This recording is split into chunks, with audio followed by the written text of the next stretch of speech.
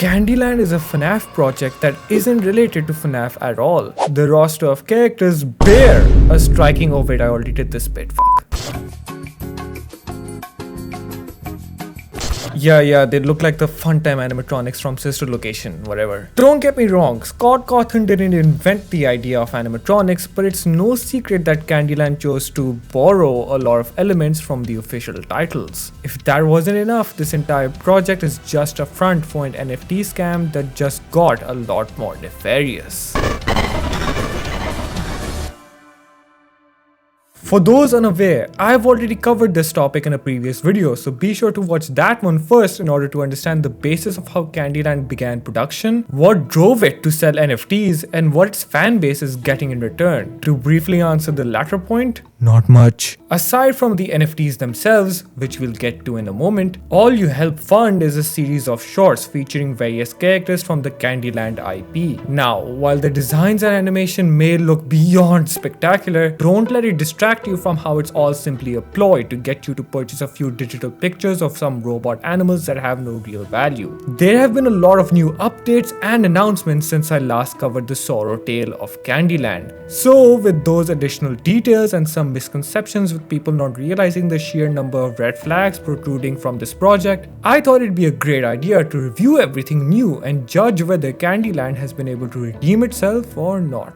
Firstly, a lot of people were quick to point out that just because Candyland promotes NFTs doesn't automatically make it a scam. Now, while I do agree that not every NFT project has to be a scam, it'd be stupid not to admit just how much of a horrid reputation NFTs have garnered since their very inception. You can't keep getting away with it! They're simply a worse version of cryptocurrencies, and their only notoriety is just how useless they are. Unless they're actively being used to scam audiences, they're either just extremely unreliable or too risky. The worst part is how the developers and leads behind Candyland know this. They've continuously responded to criticisms about their NFTs in the past with subpar replies. And they were basically bullied into changing their Twitter username too. However, they continue to promote and build upon their NFT empire despite being clowned on by all parties of interest. I mean, the literal terms and conditions present on their website where you can buy these NFTs contains paragraphs highlighting just how much of a liability their own NFTs can be. They know the dangers that they're selling and decided to slip in some legal jargon so that they're free of any responsibility once this whole facade eventually crashes and burns. Sounds a lot like a similar scam run by Logan Paul that was exposed earlier this year. As I'd gone on to state in my original video, going down the NFT route under the guise of quote-unquote needing to raise money for their series is a stupid excuse, especially since there's plentiful amounts of methods one can employ to effectively raise enough money for a project while not jeopardizing your customers' wallets. Now that we have that out of the way, the most notable of the aforementioned announcements is how there's apparently a game in development now. Upon the reveal trailer, many were quick to jump for joy. I mean, why wouldn't they? It's been pointed out time and time again that the setting and characters of Candyland are perfect for a horror game. And honestly, I'd be excited too, if only Golden Lane Studios weren't the ones behind the title.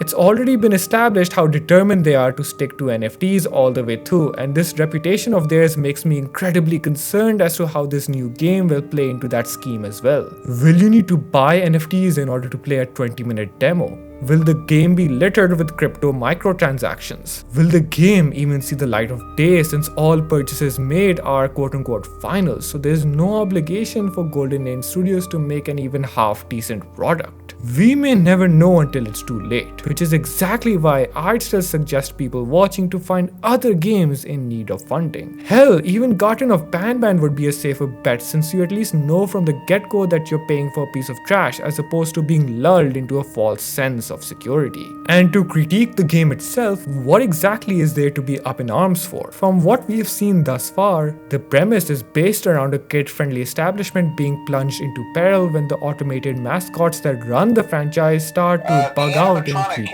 ways.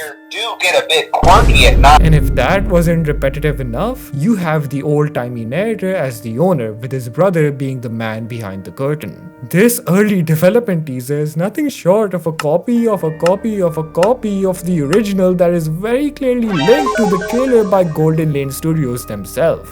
Call me a skeptic, but Candyland has an amazingly long way to go before it's even close to being redeemed in the public eye. To end this video off, the last thing I want to discuss is how people disagreed with me when I pointed out how Suzy Snack Time, who is an obvious yassification of Circus Baby, is being sexualized in yet another marketing scheme to draw in a wider audience of gullible victims, these ones being horny robot enthusiasts. There was an outrage of viewers that counteracted my observation by stating that the Candyland band member couldn't possibly sexualize since there was nothing sexual about her. And to that I have this to say. There is a difference between being sexual and being sexualized. A character can be sexual in numerous ways, and this trait is limited to that specific character's behavior. It can serve to be a part of their personality or story and is harmless unless the writers decide to portray it in an inappropriate way. A character being sexualized, on the other hand, is a completely different ballgame. That is when any person, fictional or otherwise, is presented in a certain way for the pleasure or entertainment of others. It has oftentimes nothing to do with the character itself, but rather to do with drawing in a certain crowd of viewers, those that often have their right hand occupied.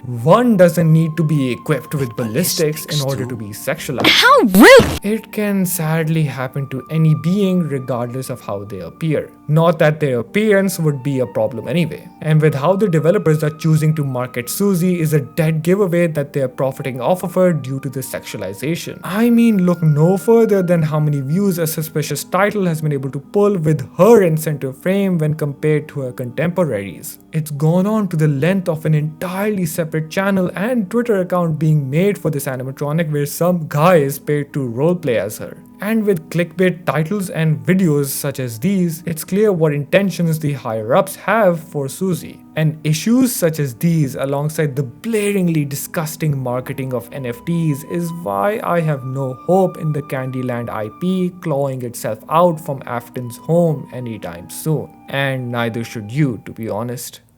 If you enjoyed this video, I have a feeling you want to consume more YouTuber content. Well, don't fret. Here's another video right here personalized just for you. So give it a watch, why don't you? Something tells me you won't be disappointed. Until next time though, this has been Vexirus, and see ya.